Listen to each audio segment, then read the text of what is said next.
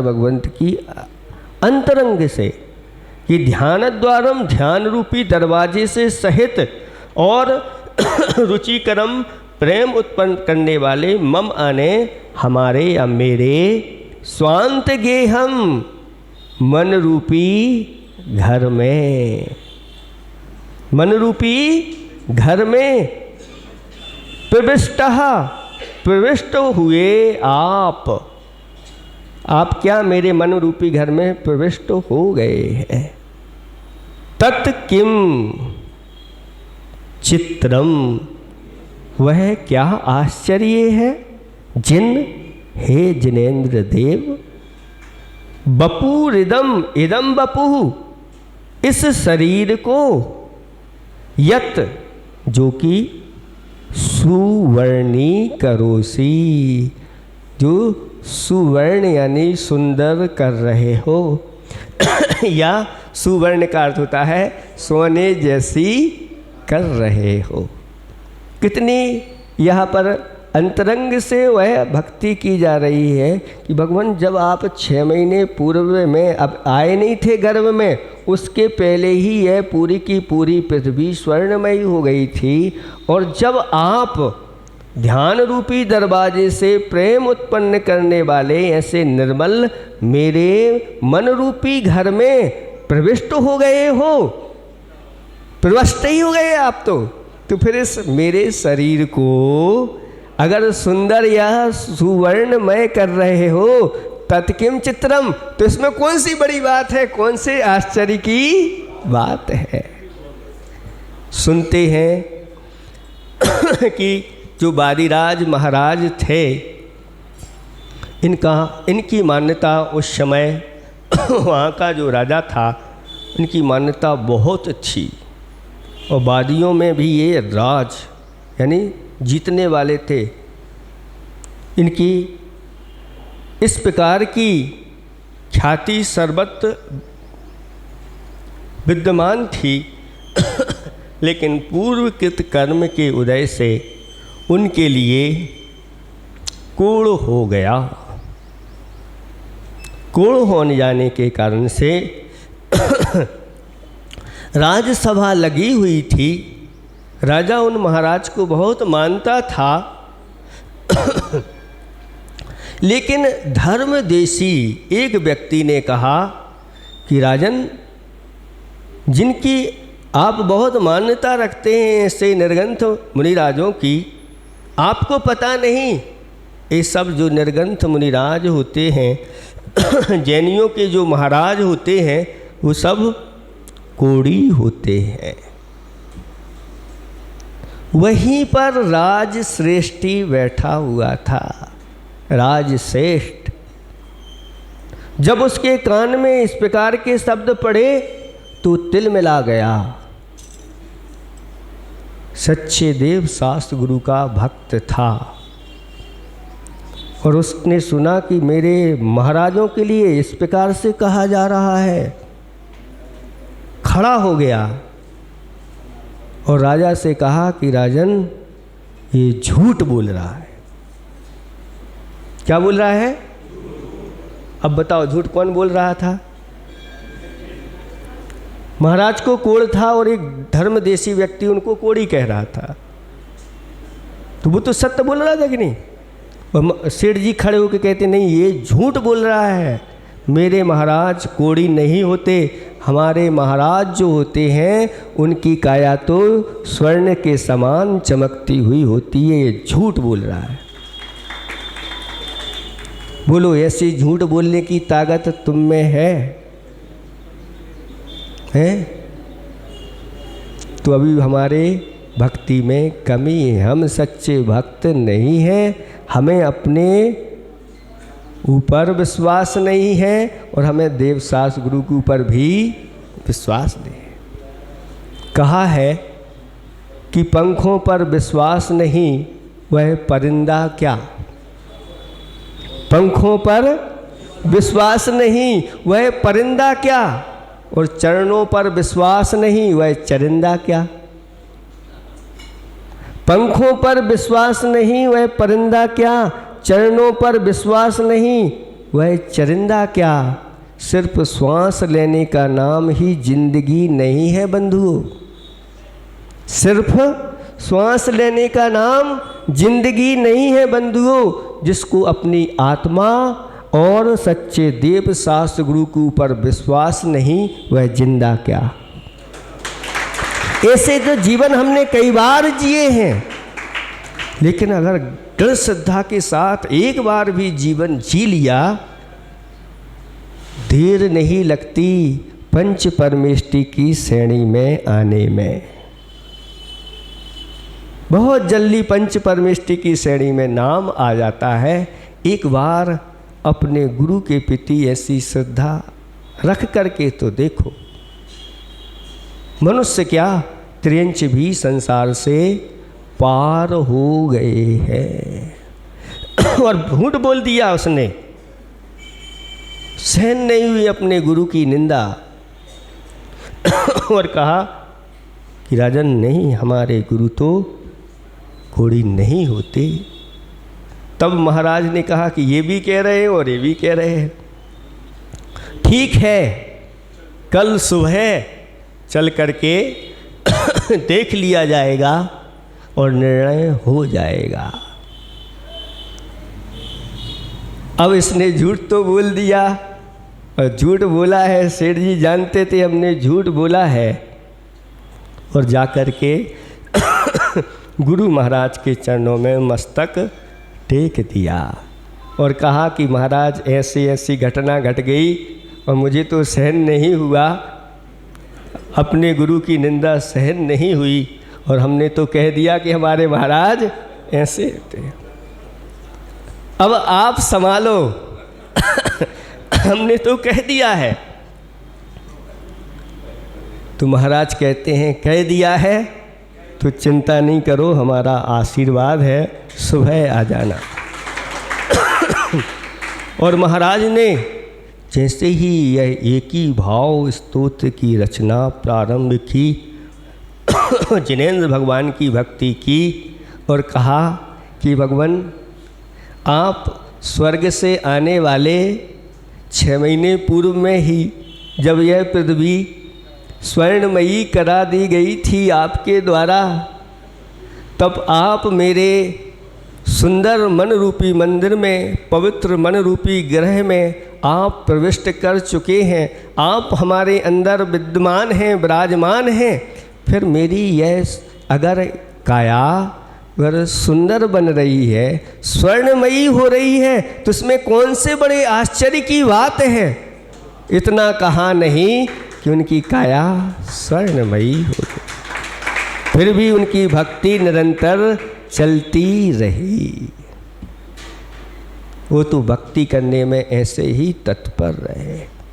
और सुबह सुबह जब राजा के साथ वह धर्मदेशी और साथ में राज श्रेष्ठी सब मिलकर के आए और दूर से ही देखा कि ऐसी वह वीतराग मुद्रा दूर से ही चमक रही है, तो दूर से ही राजा कहता है यही आपके गुरु, हाँ यही मेरे गुरु हैं।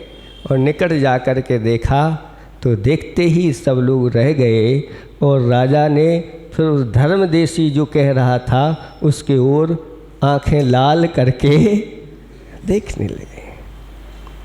तब गुरु महाराज बैठे थे और उन्होंने कहा राजन आप उस पर रोष मत कीजिए, उसने जो कहा था वो ठीक कहा था।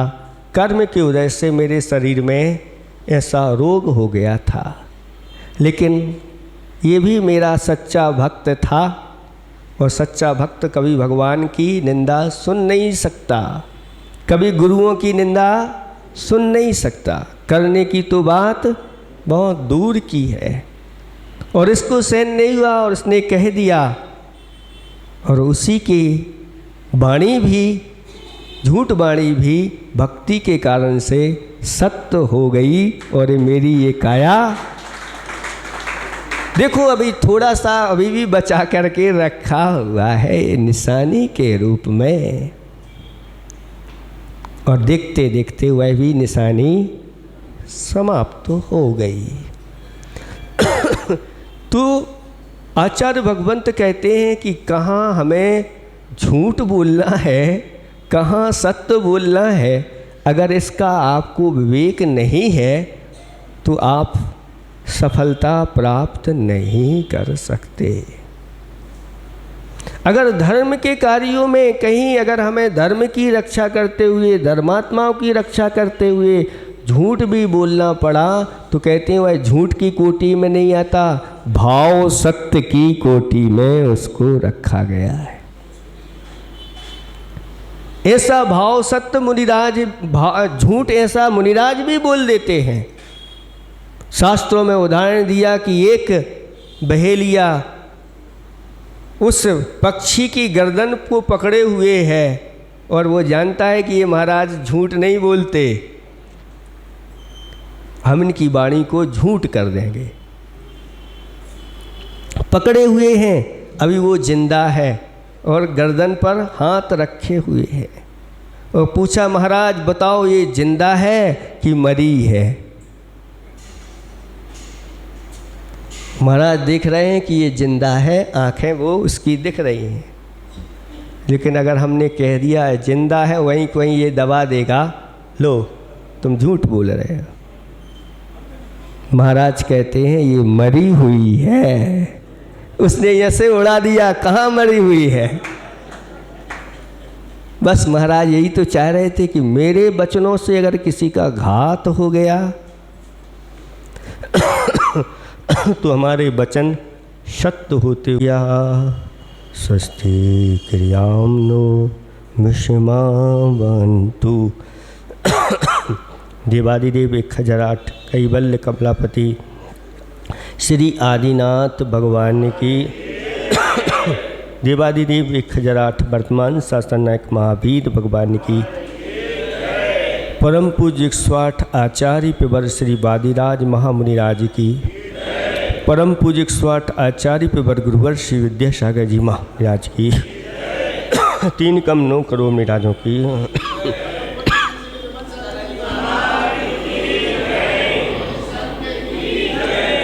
पाठ करेंगे।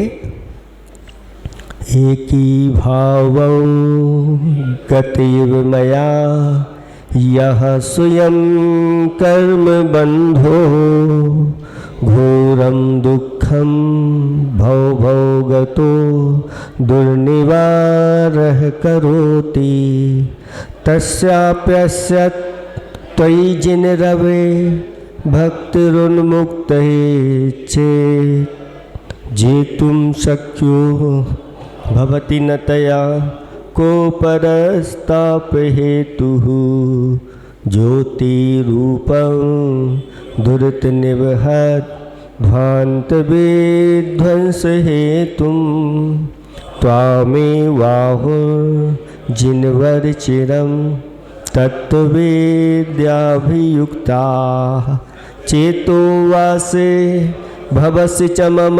स्फारमुद्भासमानस् तस्मिन्नंह कथमितमो वस्तुतो वस्तुमीष्टे आनन्दासु स्नपितुवदनो गद्गदं चाभिजल्पन् यश्चाएतत् त्वयि दृढमनाः स्तोत्रमन्त्रैर्भवन्तं तस्याभ्यस्तादपि च सुचिरं देहमल्मीकमध्यान् निष्कास्यन्ते विविध विषमव्याधया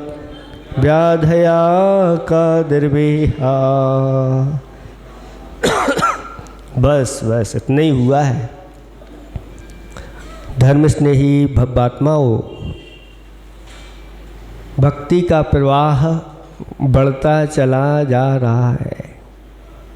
3 काव्यों के माध्यम से बड़ी आस्था निष्ठा के साथ यहाँ पर भक्ति की जा रही है। पूर्ण विश्वास के साथ जिनेंद्र भगवान की ये भक्ति चल रही है। आप लोगों के लिए अभी 8 दिन का समय हमने दिया है और विचार ऐसा आया था कि एक दिन में 3 करेंगे तो 8 दिन में उपसंहार हो जाएगा।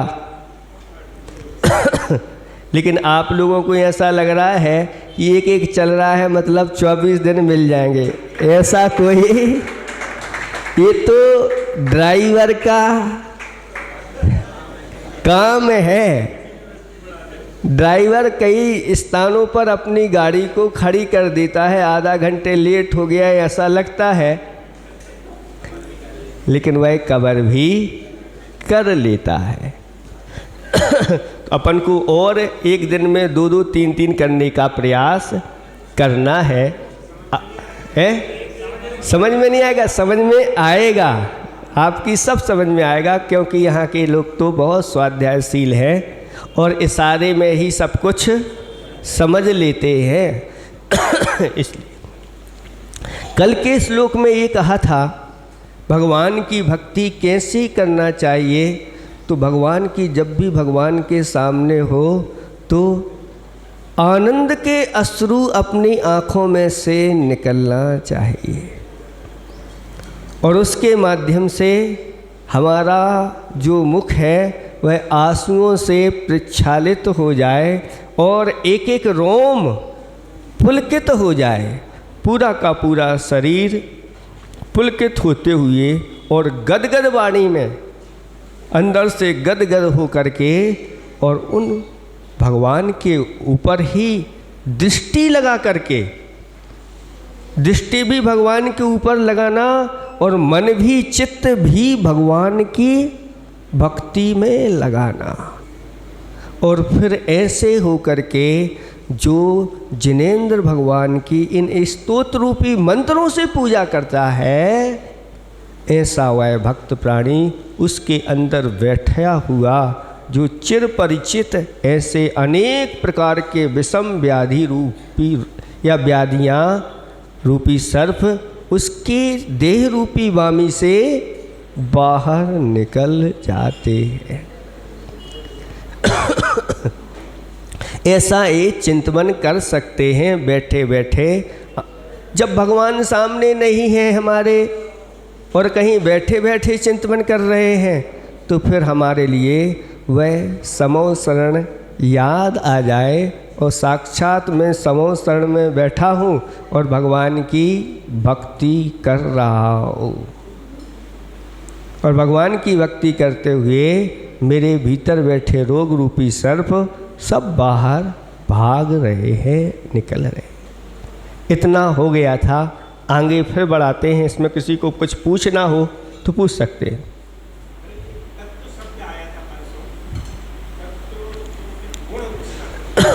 तत्व विद्या भी युक्ताः, जो गणधर परमेष्टि होते हैं यह तत्व के जानकार होते हैं।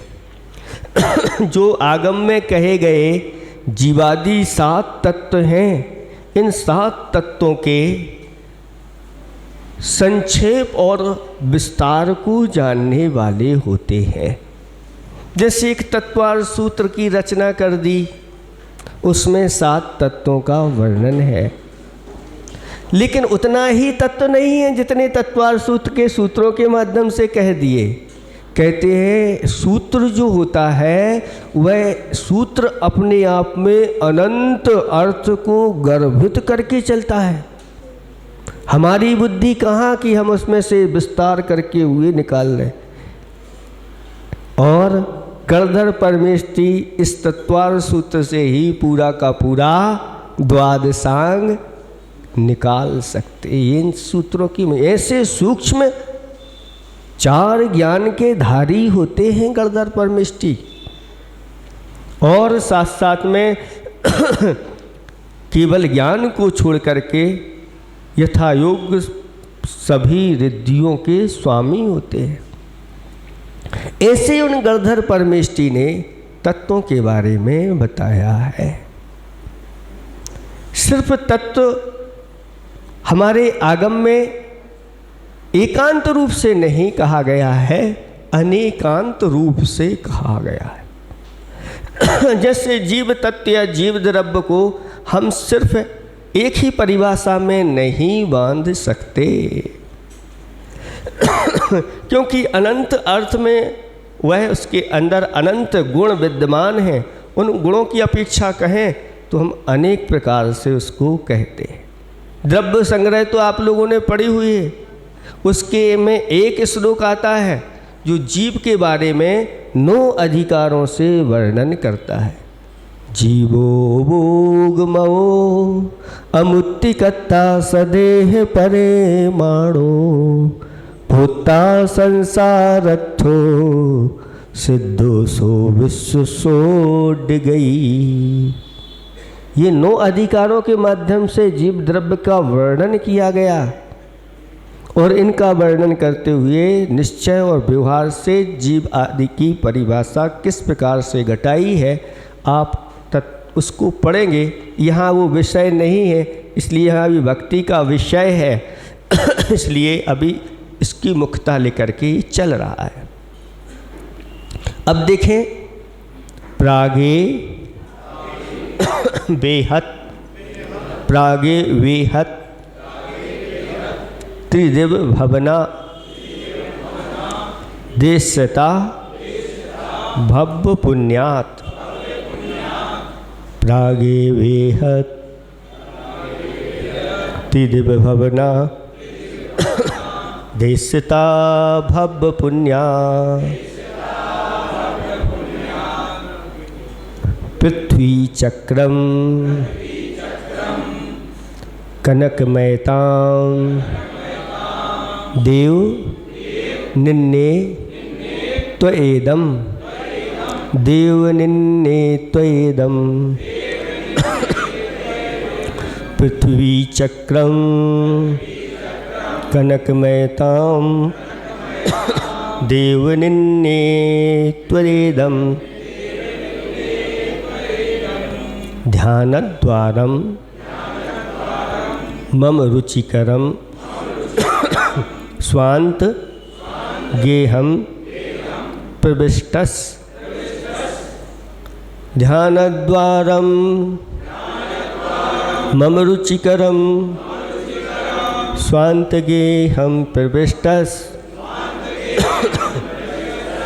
तत्किं चित्रम, तत्किं चित्रम जिन वपुरिदम, जिन वपुरिदम यत् सुवर्णी करोषि, यत् सुवर्णी करोषि।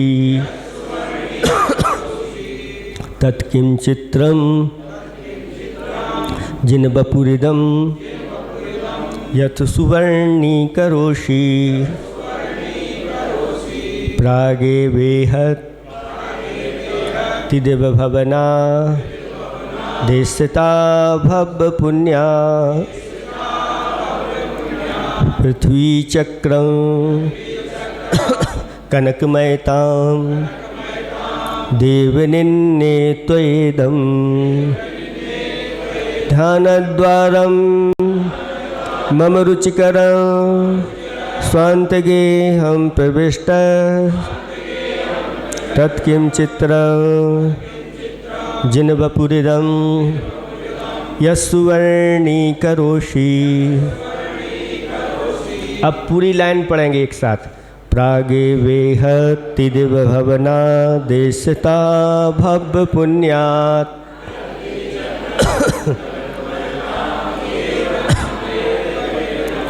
ध्यानद्वारं मम रुचिकरं स्वान्तगेहं प्रविष्टः। तत्किं चित्रं जिन वपुरिदं यत् सुवर्णी करोषि। अब आप एक साथ हमारे साथ पढ़ लिया है, अब फिर पुनः एक साथ पढ़ें।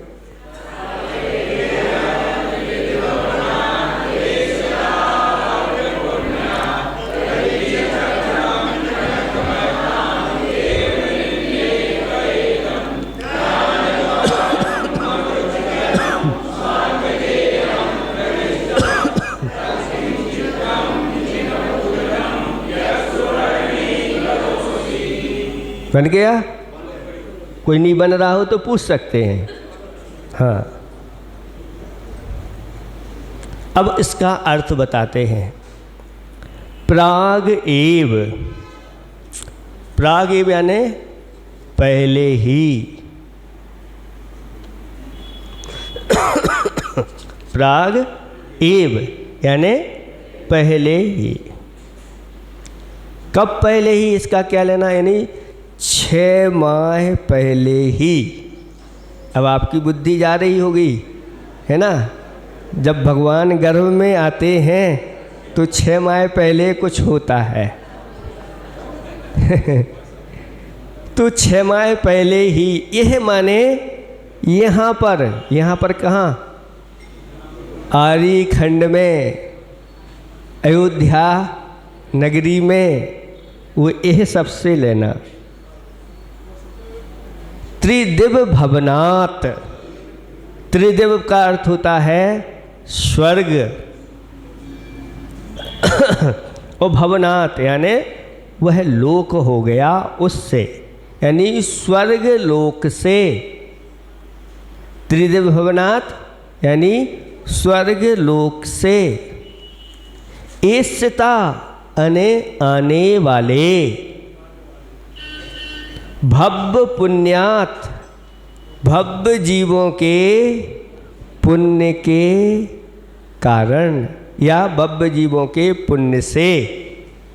देखो यहाँ बहुत अच्छी मार्ग की बात कही जा रही है कि साक्षात जो तीर्थंकर का जहाँ जन्म होता है या गर्भ में आते हैं जिस स्थान पर, वहाँ के भव्य जीवों का पुण्य होता है। आज हमारा ऐसा पुण्य नहीं है कि तीर्थंकर यहाँ पर पंचम काल में जन्म ले ले।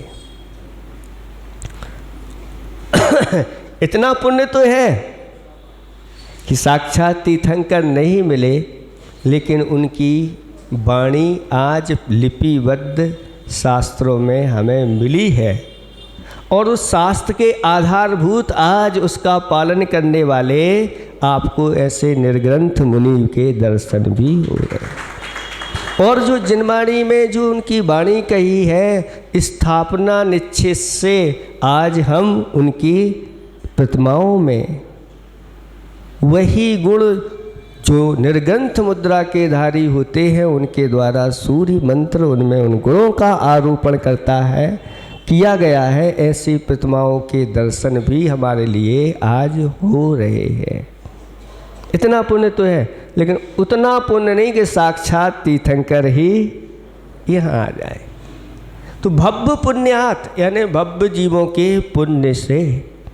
पृथ्वी चक्रम यानी भूमंडल, इस भूमंडल को कनक मैताम, कनक मैताम का कनक मात होता है स्वर्ण, मैताम यानी उस रूपता को, यानी स्वर्ण रूपता को। देव हे देव, देव भू कहलाते हैं। यहाँ पर कौन से देव लेना, देव शब्द आ गया तो चारों निकायों के देव नहीं पकड़ लेना। देव की परिभाषा दिव्यंती कीड़ंती इति देवा ऐसा कहा है, लेकिन ये देव जो है ना, कहीं बाहर कीड़ा नहीं करते। ये जो अपने अनंत चतुष्टय में कीड़ा करते हैं, ऐसे देवादि देव जिनके निकट में आकर के चारों निकायों के देवों के भी जो स्वामी होते हैं, वो उनके चरणों में नतमस्तक होते हैं। ऐसे ये देव हैं, सामान्य देव नहीं समझ लेना। देवादि देव। निन्ने, निन्ने का अर्थ होता है प्राप्त कराया गया था। तो या यानी आपके द्वारा, इदम, इदम माने यह। अब एक क्रम से एक एक का बता दिया। अब इसको अर्थ लगाएंगे तो सबसे पहले 2 लाइनों में देव शब्द है, ये संबोधन शब्द है।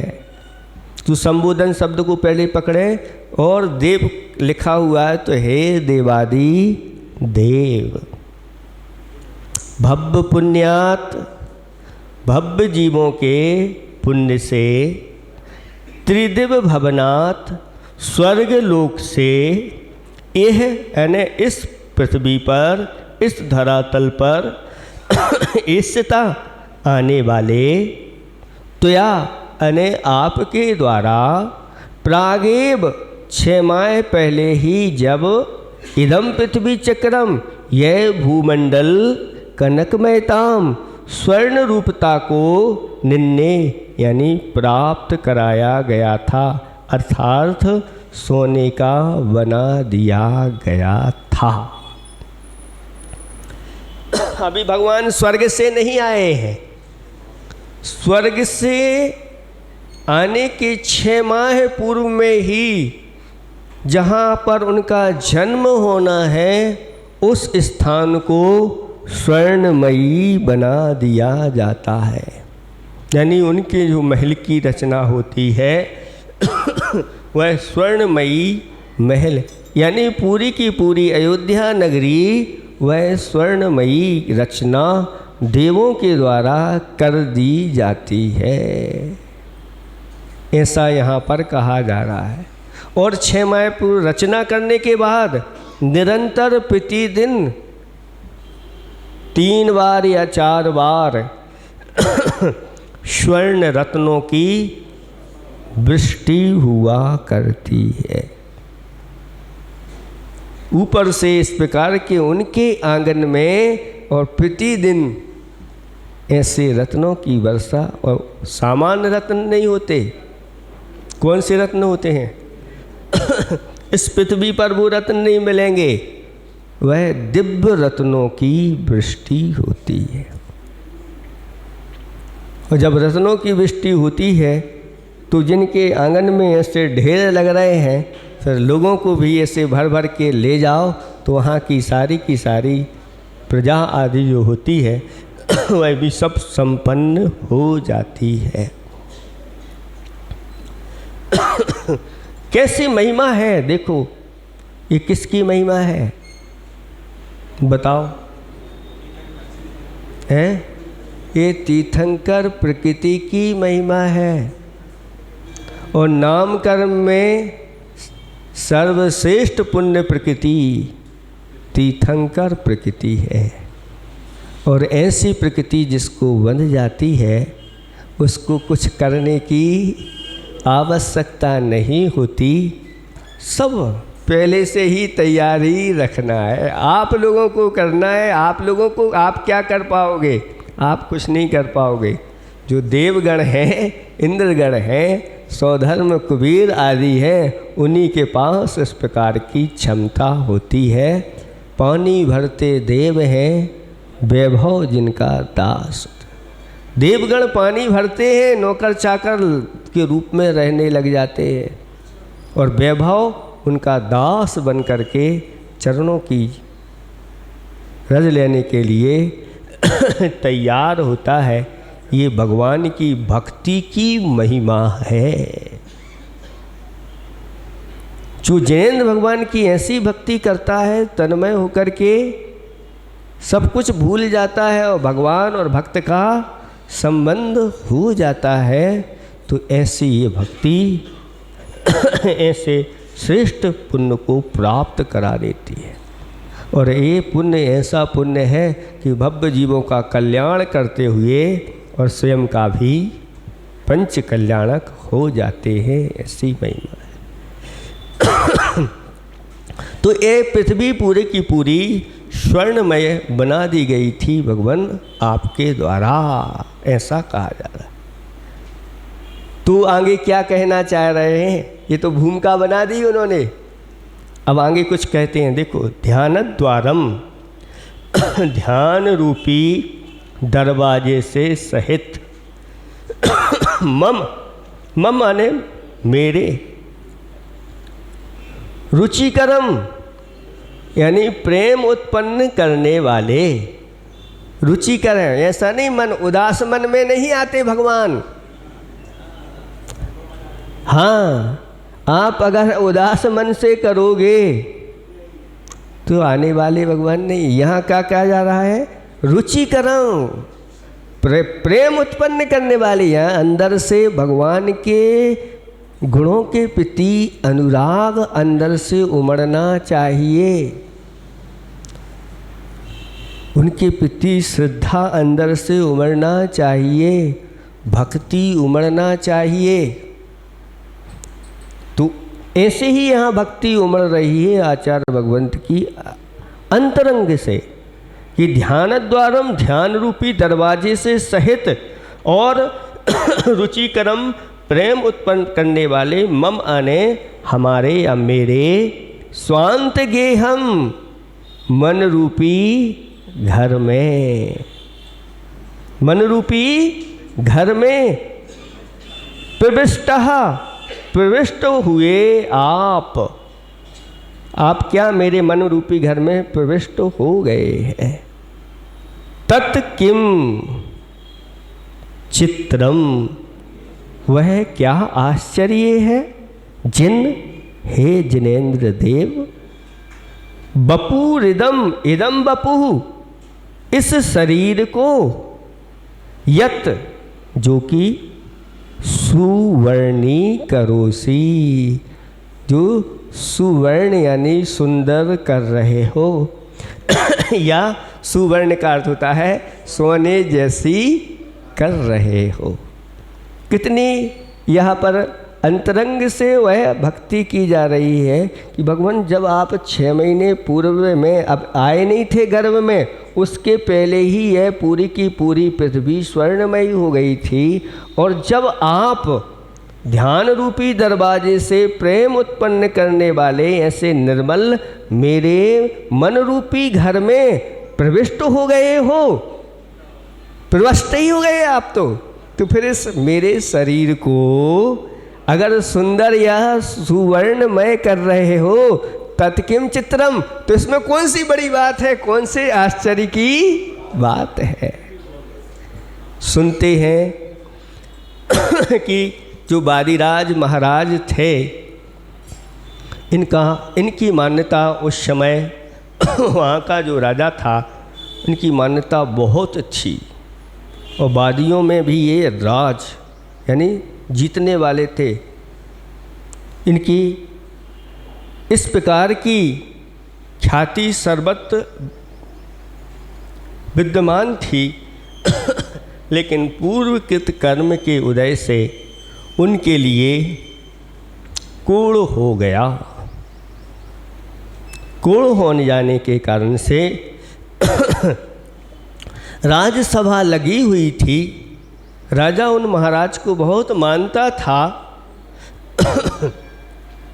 लेकिन धर्मदेशी एक व्यक्ति ने कहा कि राजन, जिनकी आप बहुत मान्यता रखते हैं ऐसे निर्ग्रंथ मुनिराजों की, आपको पता नहीं ये सब जो निर्ग्रंथ मुनिराज होते हैं जैनियों के जो महाराज होते हैं वो सब कोढ़ी होते हैं।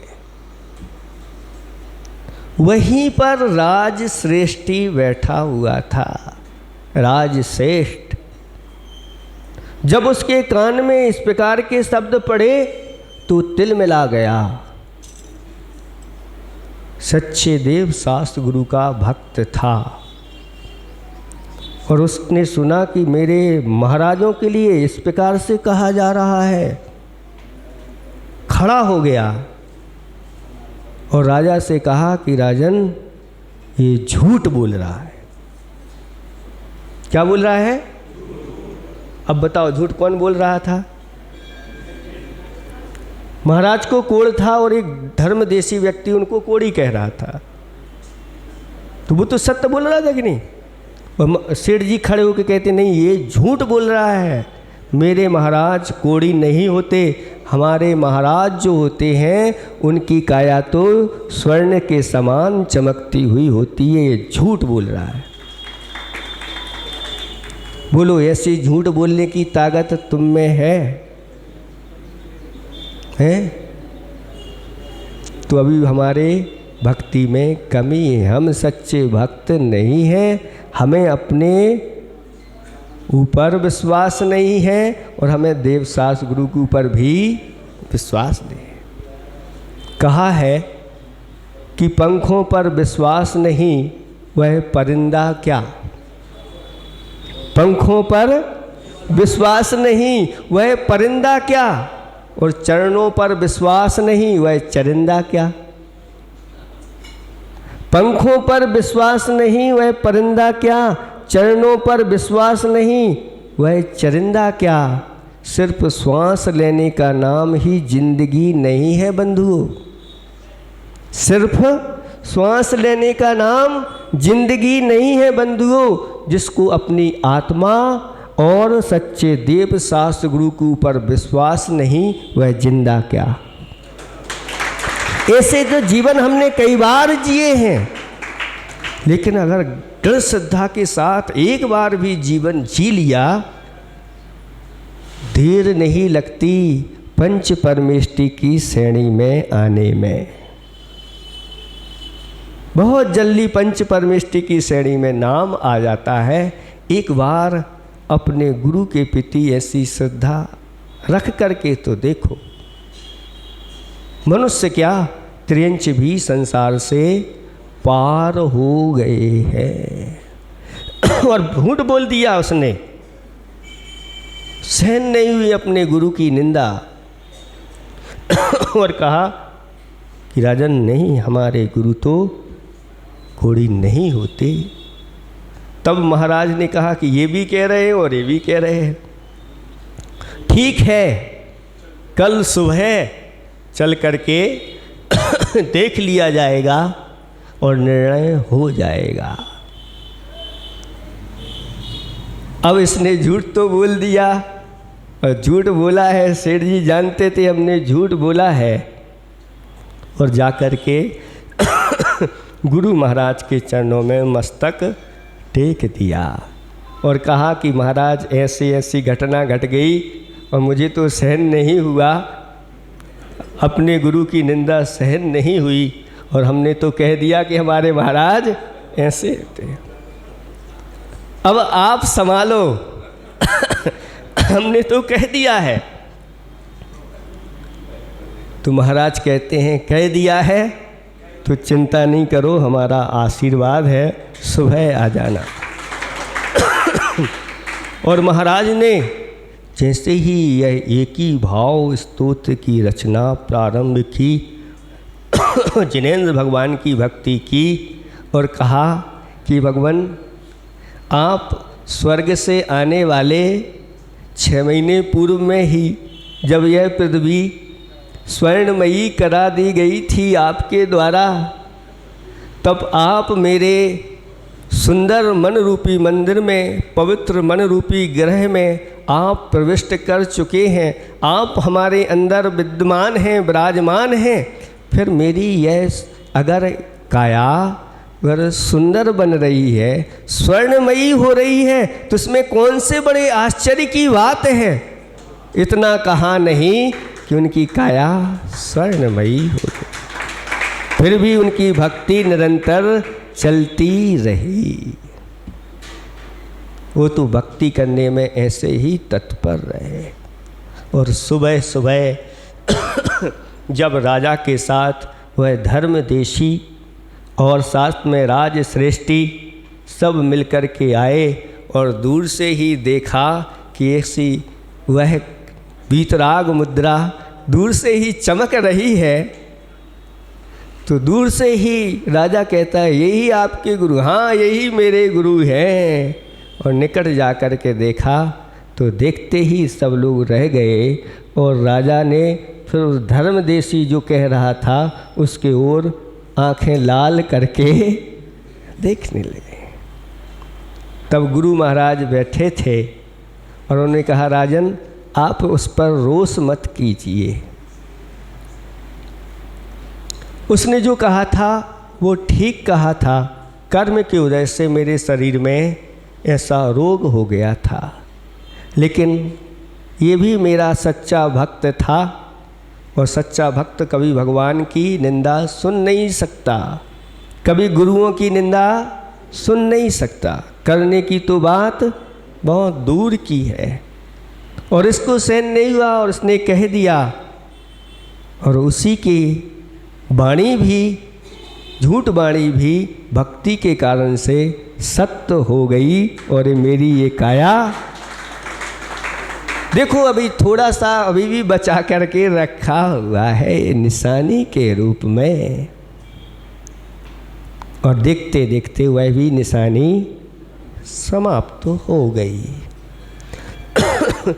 तो आचार्य भगवंत कहते हैं कि कहाँ हमें झूठ बोलना है, कहाँ सत्य बोलना है। अगर इसका आपको विवेक नहीं है तो आप सफलता प्राप्त नहीं कर सकते। अगर धर्म के कार्यों में कहीं अगर हमें धर्म की रक्षा करते हुए, धर्मात्माओं की रक्षा करते हुए झूठ भी बोलना पड़ा तो कहते हैं वह झूठ की कोटि में नहीं आता, भाव सत्य की कोटि में उसको रखा गया है। ऐसा भाव सत्य मुनिराज, झूठ ऐसा मुनिराज भी बोल देते हैं। शास्त्रों में उदाहरण दिया कि एक बहेलिया उस पक्षी की गर्दन को पकड़े हुए है और वो जानता है कि ये महाराज झूठ नहीं बोलते, हम इनकी वाणी को झूठ कर देंगे। पकड़े हुए हैं, अभी वो जिंदा है और गर्दन पर हाथ रखे हुए हैं और पूछा महाराज बताओ ये जिंदा है कि मरी है। महाराज देख रहे हैं कि ये जिंदा है, आंखें वो उसकी दिख रही हैं, लेकिन अगर हमने कह दिया है जिंदा है, वहीं कोई ये दबा देगा, लो तुम झूठ बोल रहे हो। महाराज कहते हैं ये मरी हुई है। उसने ऐसे उड़ा दिया, कहाँ मरी हुई है। बस महाराज यही तो चाह रहे थे कि मेरे वचनों से अगर किसी का घात हो गया तो हमारे वचन सत्य होते हुए भी झूठ हो जाएंगे, और अगर झूठ बोल दिया तो झूठ होते हुए भी जीव की रक्षा के लिए बोला गया है, इसलिए सत्य हो जाए। ऐसे ऐसे उदाहरण पड़े हुए हैं। आपने नाम सुना होगा दीवान अमरचंद दीवान। अमरचंद दीवान सच्चे देव शास्त्र गुरु के भक्त थे, अहिंसक थे, और उन्होंने एक बार इस प्रकार उनके मुख से झूठ निकल गया। उस दिन अमावस्या थी और उनके मुख से निकल गया कि आज पूर्णिमा है। अब निकल गया धोखे से। सब कहते हैं कि आज अमावस्या है और ये कहते हैं आज पूर्णिमा है। आपको अपने वचन वापस लेना पड़ेंगे। वह कहते हैं नहीं, अब मेरे मुख से निकल गया है तो आज पूर्णिमा ही है। मैं सच्चे देव शास्त्र गुरु का भक्त हूँ और उन्हें पता था आज अमावस्या है। लेकिन जब उन्होंने जिनेंद्र भगवान की भक्ति प्रारंभ कर दी, रात में देख लेना चंद्रमा अगर आ जाएगा तो पूर्णिमा है, नहीं तो अमावस्या है। जब उन्होंने भगवान की भक्ति की तो देव ने भी वहाँ पर आकर के पूर्ण चंद्रमा प्रकट कर दिया। सब देख रहे हैं और जिनेंद्र भगवान की जय जयकार हो गई। ऐसी गाढ़ श्रद्धा जब अपने अंदर होती है तब इस प्रकार के चमत्कार होते चले जाते। आज चमत्कार नहीं, ऐसा नहीं, हमारी श्रद्धा में कमी है। तो ये समझ में आ गया। फिर से एक बार देखें, अब इसको पूरे का अर्थ लगाते हैं। सबसे पहले हे देव, देव शब्द आया है, हे भगवान भव्य पुण्यात, भव्य जीवों के पुण्य के द्वारा, यह माने यहाँ पर त्रिदिव्य भवनात् स्वर्ग लोक से माता के गर्भ में ईशता आने वाले त्वया आपके द्वारा प्राग एव पहले ही जब इदम यह पृथ्वी चक्रम भूमंडल पृथ्वी मंडल कनकमयताम स्वर्णमयता को निन्ने प्राप्त कराया गया था, तब जिन, अब दूसरी लाइनों में आ जाएं, नीचे जिन शब्द है हे जनेन्द्र, ध्यानद्वारम, ध्यान रूपी दरवाजे से युक्त, मम मेरे, रुचिकरम, सुंदर यानी स्वच्छ, निर्मल, स्वांत गेहम, मन रूपी मंदिर में प्रविष्ट होते हुए, इदम बपू, इस शरीर को यानी कुष्ठ से रोग से पीड़ित मेरे शरीर को, यत यानी जो सुवर्णी करोसी, स्वर्णमयी या सुंदर कर रहे हो, तत् किम चित्रम, उसमें क्या आश्चर्य की बात है। ये कोई बड़ी बात थोड़ी है, ये बड़ी बात नहीं है, बहुत छोटी मोटी बात है। ये तो होती ही रहती है, ऐसी श्रद्धा के साथ यहाँ पर भक्ति की जा रही है। आप एक बार ऐसी दृढ़ श्रद्धा तो रख लो, भगवान जब तक मेरे रोग दूर नहीं होते मैं यहाँ से उठूंगा ही नहीं। भागना पड़ेगा रोगों को। बहुत संकल्प में बहुत बड़ी शक्ति होती है। लामची दास जी की कथा आप लोगों ने सुनी होगी, कभी होगा तो सुनाएंगे। उनकी संकल्प शक्ति, अभी दूसरा करना है अपन को, है ना। आज एक बार करते हैं, अभी इतना रखो, कभी आएगा तो प्रसंग उसको भी हम सुना देंगे। इतना समझ में आ गया है आपको? इसमें कुछ पूछना तो नहीं? हिंदी वाला करते। इसमें जो बताया गया है कि आपके द्वारा पृथ्वी को स्वर्णमय किया गया, तो क्या भगवान के द्वारा किया गया? हाँ, इनका ये कहना है क्या भगवान के द्वारा? भगवान की द्वारा ही ये हुआ है। क्यों हुआ है कि भगवान ने जो तीर्थंकर प्रकृति का वंद किया है, वह प्रकृति ही इतना प्रभाव डाल रही है। आपको बताया था ना, अभी उदय में नहीं आई है, उदय में नहीं है, अभी सत्ता में है, और सत्ता में होते हुए भी दुनिया को हिला रही है। और जब वो सामने ही उदय में आ जाती तो क्या होता है? जैसे अभी सूर्य आया नहीं है, सुबह सुबह अभी वहीं पर है, और यहाँ पर भोर हो जाती है, अंधकार भाग जाता है। अभी सूर्य आया नहीं है, तब इतना हो गया, पर सूर्य आ जाए तो कहना ही क्या है। राज का जो शरीर स्वर्णमय हुआ है, वो उनकी भक्ति से हुआ है कि भगवान ने भगवान ने किया है कि भक्ति से हुआ है? देखो यहाँ पर कारण कार्य की व्यवस्था समझिए, निमित्त और उपादान की ये मैत्री समझिए। कुछ लोग कह रहे होंगे इसमें भगवान का क्या, भगवान तो हाथ पर हाथ रख करके बैठते हैं और भगवान कुछ नहीं करते। तब भगवान कुछ नहीं करते, फिर भगवान की पूजा आरती आप क्यों करते हैं? भगवान को हमने निमित्त बनाया है, तब हमारे ऐसे निर्मल परिणाम हुए हैं। आप किसी रागी देसी को निमित्त बना लो, कैसे परिणाम होते हैं देख लो। इस प्रकार से भगवान को निमित्त बनाया है, और हमारी उपादान शक्ति में इस प्रकार की वह युक्ता आई और वह कार्य की सिद्धि हो गई। इस प्रकार से निमित्त और उपादान की ये मैत्री है, जो एकांत से कहते हैं निमित्त कुछ नहीं करता, उपादान ही सब कुछ है। तो कहते हैं फिर भोजन क्यों कर रहे हो? हैं? भोजन क्यों कर रहे हो? रोग हो गए हैं तो दवाई क्यों ले रहे हो? बताओ। उपादान है आपका तो कर लो बिना भोजन के भी अपने। तो ये सब जगह लागू नहीं होता, किसी किसी जगह हम लागू कर भी सकते हैं कि भोजन नहीं हो फिर भी प्रसन्न रहते हैं, है ना। लेकिन सब रहे ऐसा नहीं है। एक बुंदेलखंड में कहावत है कि 12 पसेरी धान एक सी नहीं तुलत है। धान होती है, धान जो होती है वो धान हल्की भी होती है, भारी भी होती है और मध्यम भी होती है। और सबको एक उसी में कर दो, तो ऐसा नहीं होता। ये विवेक अपने अंदर जागृत होना चाहिए।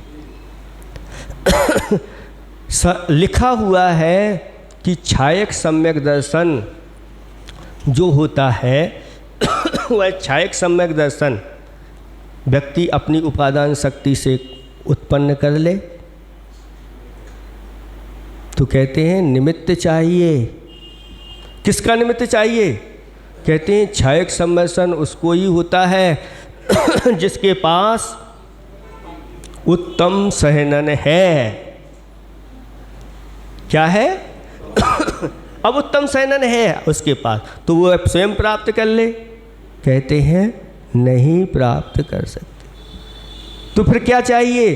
केवली दुगे पाद मूले, केवली दुग का पाद मूल चाहिए। उनके पाद मूल मिलते हैं, उनके पाद मूल की ऐसी विशुद्धि होती है कि अंतरंग में भी ऐसी विशुद्धि उत्पन्न हो जाती है और कसाओं की मंदता हो जाती है और छायक सम्यक दर्शन की प्राप्ति हो जाती है। ये राजमार्ग है। लेकिन आचार्य भगवान कहते हैं अपवाद मार्ग भी चलता है। अगर कोई तीर्थंकर हैं और क्षयोपशम सम्यक दर्शन के साथ उन्होंने तीर्थंकर प्रकृति का बंध कर लिया और मान लो नरक में भी चले गए, कहाँ तक जा सकते हैं? तीर्थंकर प्रकृति का बंद करके क्षयोपशम सम्यक दर्शन के साथ, तो क्षयोपशम सम्यक दर्शन के साथ नहीं जाते, अंतर्मुख के लिए छूट जाता है और फिर जाके वहाँ फिर पुनः क्षयोपशम सम्यक दर्शन प्राप्त कर लेते हैं। अब वहाँ से जब निकलेंगे तो तीर्थंकर के रूप में उनका जन्म होगा और जब दीक्षा धारण करेंगे तो उन्हें किसी के पाद मूल की आवश्यकता, वो स्वयं अपने ही पाद मूल में उनके पास इस प्रकार की योग्यता आ जाती है उनके लिए। तो सब जगह एक सा नियम लागू कि कहीं हमने पढ़ लिया तो बस यही है, नहीं। हमारे यहाँ ही अकेला नहीं चलता, साथ में भी का भी प्रयोग होता है। अब हिंदी वाला देखें, एक बार और अच्छे से बैठ जाएगा। भव्य जीव के पुण्य योग से पूर्व गर्भ में आने पर पूर्ण स्वर्णमय धरा हो गई, पग पग पर लगती मन हर। ध्यान द्वार से मन मंदिर में आप आ गए हो भगवान, इसमें क्या आश्चर्य है प्रभु, देह हो गई स्वर्ण समान। देव अगर सोने की हो गई तो कोई आश्चर्य की बात नहीं है। अगला लोकसैकस। लोकसैकस त्वमसि भगवन, त्वमसि भगवन निर्निमित्तेन बंधुस, निर्निमित्तेन बंधुस। लोकसैकस त्वमसि भगवन निर्निमित्तेन बंधुस, त्वय्ये वासौ सकल विषया शक्ति रप्रत्यनीका, रप्रत्यनीका शक्ति रप्रत्यनीका, त्वय्ये वासौ सकल विषया शक्ति रप्रत्यनीका। भक्तिस्फीताम, भक्तिस्फीताम चिरमदिवसन मामिकाम चित्तशय्याम भक्तिस्फीतां चिरमदिवसन मामिकां चित्तशय्यां मय्युत्पन्नं कथमिव ततः क्लेशयूथं सहेथा मय्युत्पन्नं कथमिव ततः क्लेशयूथं सहेथा। अब पूरी लाइन पढ़ेंगे। लोकसैकस्तुमसि भगवन् निर्निमित्तेन बन्धुस्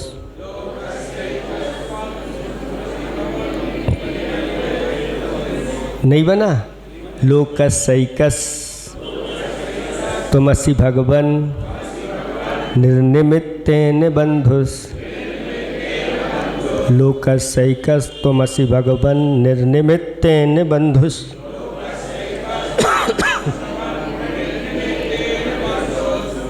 त्वय्येवासौ सकल विषया शक्तिरप्रत्यनीका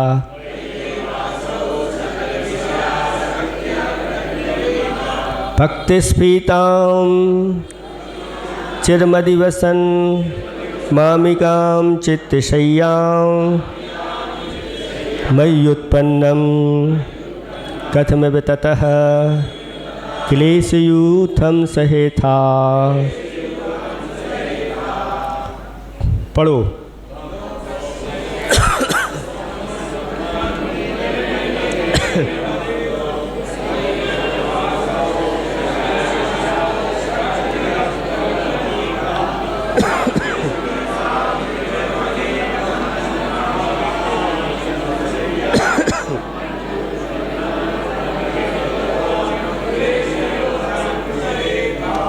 चार छः सात बस पूरे अक्षर पूरे नहीं पढ़ना आपको। पूरी लाइन हम जब कहते हैं तो भी उसमें भी पूरी नहीं पढ़ना। 4 पे यति, फिर 6 पे यति, फिर 7 पे अल्प विराम। 4 6 7 हाँ हाँ बस ऐसे ही पढ़ना। ना ना ना ना कर जब जला दान ना ना दिया है माया जोड़ी सियत कथरी घोर सत्तू पिया है। सोचा तो था मरत बिरिया साथ लेके चलूँगा चोरा आए सब लुट गयो बस हाथ ही मलूँगा। ये मंदाक्रांता छंद है, इसलिए पूरा नहीं पढ़ना आपको, थोड़ा थोड़ा पढ़ना। अब एक साथ पढ़ेंगे हमारे, है ना। लोकसैकस तुमसि भगवन् निर्निमित्तेन बन्धुस् त्वय्येवासौ सकल विषया शक्तिरप्रत्यनीका भक्तिस्फीतां चिरमदिवसन मामिकां चित्तशय्यां मय्युत्पन्नं कथमिव ततः क्लेशयूथं सहेथा। अब एक साथ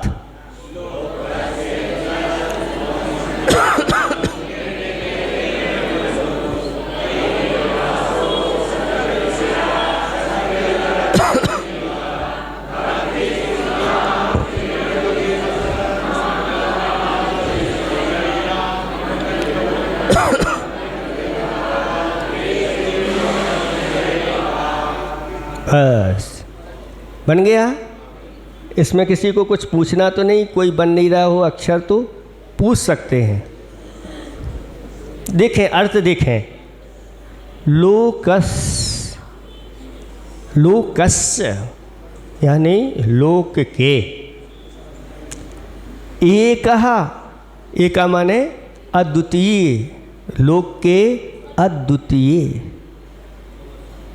त्वम असि, त्वम माने आप, असि माने है, भगवन हे भगवन, निर्निमित्तेन यानी अकारण निस्वार्थ। बंधु, बंधु यानी हित करने वाले, या बंधु भाई को भी भाई बांधव आदम ऐसे बोलते ना। तो आप हमारे निस्वार्थ भाई हैं, बंधु हैं। हे भगवान, आप लोक के अद्वितीय निस्वार्थ बंधु हैं, भाई हैं। क्यों हैं? बंधु वही कहलाते हैं जो निस्वार्थ होकर के अपने भाई की रक्षा करने में, अपने भाई के दुख आदि दूर करने में वह हमेशा तत्पर रहते हैं, वो बंधु कहलाते हैं। आज इस प्रकार के भाई अगर हैं तो समझ लेना कि ये कलयुग में बहुत बड़ा अतिशय है, जो एक भाई दूसरे भाई का ध्यान रखता है, और वो भी उसमें किसी प्रकार का कोई स्वार्थ नहीं होना चाहिए। भगवान भी ऐसे ही हैं, उनको कोई स्वार्थ नहीं है, लेकिन वह भगवान जो भगवान की भक्ति करने वाला या भगवान का भक्त होता है उसके वह निस्वार्थ बंधु हुआ करते हैं। त्वयि, दूसरी लाइन देखें, त्वयि यानी आप में, एव यानी ही, असौ, असौ माने इस प्रकार की हो जाती, असौ त्वयि एव आप में इस प्रकार की, नशा लेना,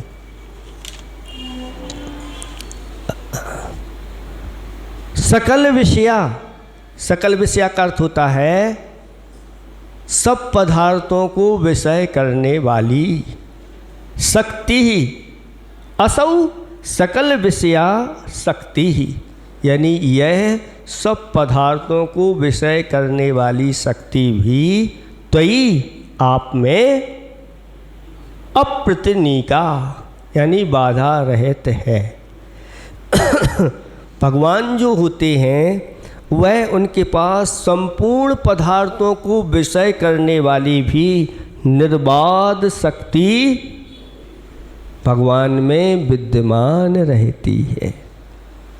आप किसी भी कोनिया में बैठ करके भगवान की भक्ति कर रहे हो, भगवान के सामने बैठे हैं तो बात अलग है, लेकिन भगवान कहते हैं आप किसी भी घर के कोने में, जंगल के कोने में बैठ करके भगवान की भक्ति कर रहे हो तो वह भगवान के केवल ज्ञान का विषय बन रही है। आप कहते हैं आपकी कोई सुन नहीं रहा है, जंगल में कौन सुनेगा? तो कहते हैं भगवान सबकी सुनता है।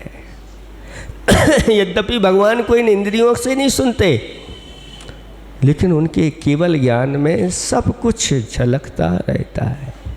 तो भगवान के पास इस प्रकार की सभी पदार्थों को विषय करने वाली बाधा रह शक्ति भगवान आप में है, और आप इस संसारी प्राणियों के निस्वार्थ आप क्या हैं? अद्वितीय बंधु हैं। जब इस प्रकार से आप हैं तो फिर कहते हैं देखो आगे क्या करना है। पहले तो भूमिका बना दी, जब आपको किसी से काम बनाना पड़ता है ना तो अच्छी भूमिका बना देते हैं और फिर अपनी बात रख देते हैं। अब देखो अपनी बात रखने जा रहे हैं। अब पहले तो आपने कह दिया भगवान को पहले प्रसन्न करो। कैसे प्रसन्न करना है? इस प्रकार से भगवान आप जो हैं आपके ज्ञान में ऐसी शक्ति है कि आप सब संपूर्ण पृथ्वी को अपने ज्ञान का विषय बनाते हो। यद्यपि वह बनता है लेकिन फिर भी भक्ति वशात हम कहते हैं आपकी हम उसमें हम भी हैं, आपके विषय बन रहे हैं। और हमें पता है कि आप इस लोक के एक अद्वितीय निस्वार्थ बंधु हैं। ऐसे बंधु हैं आपको कोई स्वार्थ नहीं है अपने भक्त से, लेकिन फिर भी आप उसका हित करते हैं, आप उसकी मनोकामना पूरी करते हैं।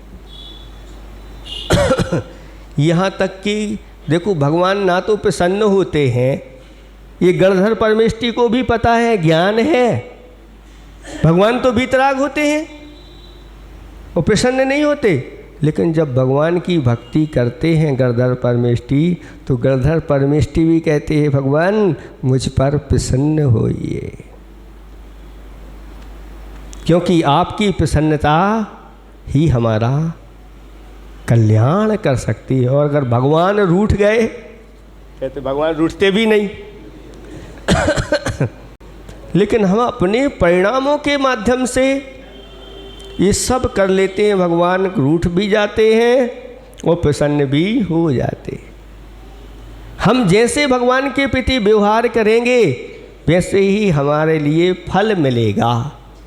इसी को कहते हैं, अगर अपने भगवान देवशास्त्र गुरु के प्रति खोटे भाव किए हैं तो आपको खोटी गतियों में जाना पड़ेगा। इसी का नाम है भगवान का रूठना। देवशास्त्र गुरु रूठ गए, कहाँ चले गए? दुर्गति में चले गए। और अगर आपने उनके भक्त बन करके उनकी भक्ति पूजा आराधना कर ली तो ऊपर की ओर ही आपकी गति हो जाती, यानी भगवान प्रसन्न हो गए। कहीं मुझे मेरे अंदर अहंकार ना आ जाए, नहीं ये तो मैंने किया है, इस अहंकार ना आ जाए, इसलिए भगवान आप ही जो करने वाले हैं वही है, आप ही मुझे मुक्ति दिलाने वाले हैं। यद्यपि अपनी योग्यता से ही मुक्ति मिलने है, लेकिन बिना निमित्त के नहीं होते। इसलिए शास्त्रों में लिखा है कि ये जो किसी के माध्यम से अगर मुझे कुछ प्राप्त हुआ है तो उनका हमारे ऊपर बहुत बड़ा उपकार होता है और ये बहुत बड़ा कृतज्ञता गुण है। अनेक गुणों में कृतज्ञता गुण बहुत दुर्लभ गुण होता है। किसी ने थोड़ा सा भी अगर उपकार किया है या किसी के निमित्त से हमारा उपकार हो गया है, उसको भूलना नहीं और सब उन्हीं पर छोड़ देना। भगवान आपके ही निमित्त से ये सब कुछ हुआ है, ऐसा जानना। तो क्या कहा जा रहा है, देखें, भक्तिस फीताम,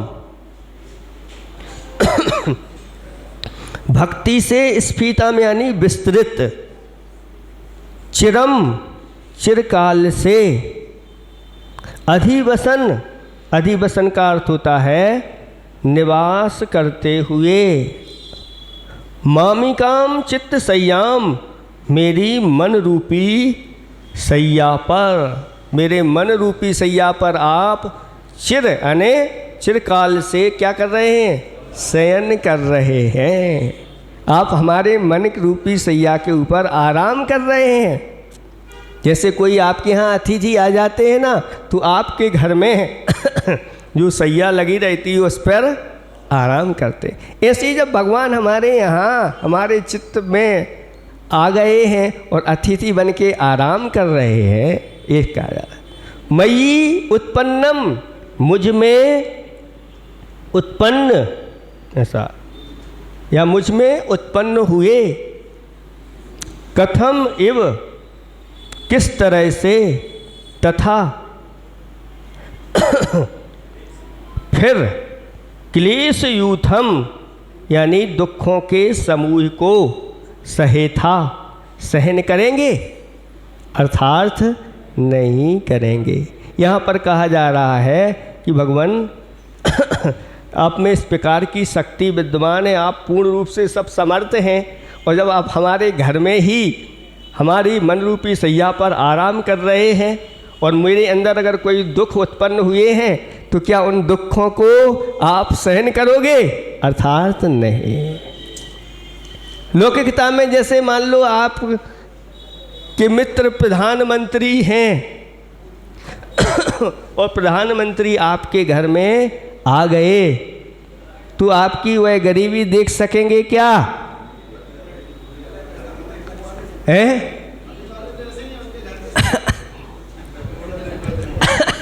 सही सही जो होते हैं उनकी बात चल रही है। अगर आपके कोई वास्तविक बंधु हैं और आपको देख लें कि अरे हमारा मित्र इस प्रकार से दर दर की ठोके खा रहा है और सुदामा पहुंच गया क्या सुदामा की दरिद्रता को वह मित्र सहन कर पाएंगे? सही बंधु तो सहन नहीं कर पाएंगे और उसके जो भी दुख दर्द है, जो भी उसकी समस्या है, उसको अवश्य दूर करेंगे। भगवान हमें मुझे पता है कि आपको सब झलक रहा है आपके केवल ज्ञान में, और मैं तो यहाँ से आपकी भक्ति कर रहा हूँ और आप मेरी सैया पर आकर के अब आराम कर रहे हैं और अब आप मेरे दुखों को कैसे सहन करेंगे, सवाल ही नहीं उठता। कैसी भक्ति देखो, कैसी पूरी श्रद्धा के साथ और कैसी जमा जमा करके और भक्ति की है, तभी इस प्रकार के ऐसे चमत्कार होते हैं। फिर से एक बार देख लें और फिर समाप्त करते हैं।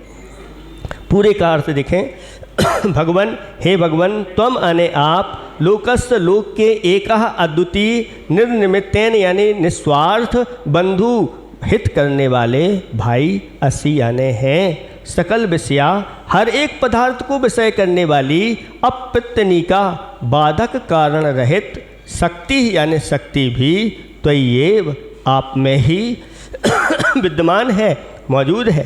तथा तो फिर चिरम चिरकाल से भक्ति स्फीताम भक्ति से विस्तृत मामिकाम चित्त सय्याम अधिवसन मेरी चित्त रूपी सैया पर आराम करते हुए आप मई उत्पन्न मुझ में पैदा हुए दुख यूथम दुखों के समूह को कथम एवं किस तरह सहे था सहन करेंगे, अर्थात सहन नहीं करेंगे, मेरे दुख जरूर दूर होंगे। तीन लोक में सब जीवों के आप अकारण बंधु हैं, बिन बाधा के सकल तत्व के ज्ञाता ज्ञान के सिंधु हैं। भक्ति के वश मन सैया पर हे प्रभुवर रहने वाले कैसे सहन करेंगे पल भर हरे भरे मन के छाले। बिना प्रयोजन आप अकेले जगत बंधु हित करने वाले और शक्ति जो जग की ज्ञाता रही आप में वह बिन बाधा। भक्ति सहित मन धाम पर मुझ में जन्म क्लेश तो कैसे उनका सहो वहाँ वास परमेश। ओम ह्रीं श्री वज्रादि षोडशाधिक सत गणधर सहिताय श्री सुमतिनाथ जिनेन्द्राय नमो नमः। वो एक उसका नहीं पढ़ पाए थे, उनको भी पढ़ देते हैं। ओम ह्रीं श्री वज्र चमरादि त्रिशताधिक सत गणधर सहिताय श्री अभिनंदनाथ जिनेन्द्राय नमो नमः। बस। जय बोलिए परम पूज्य मुनि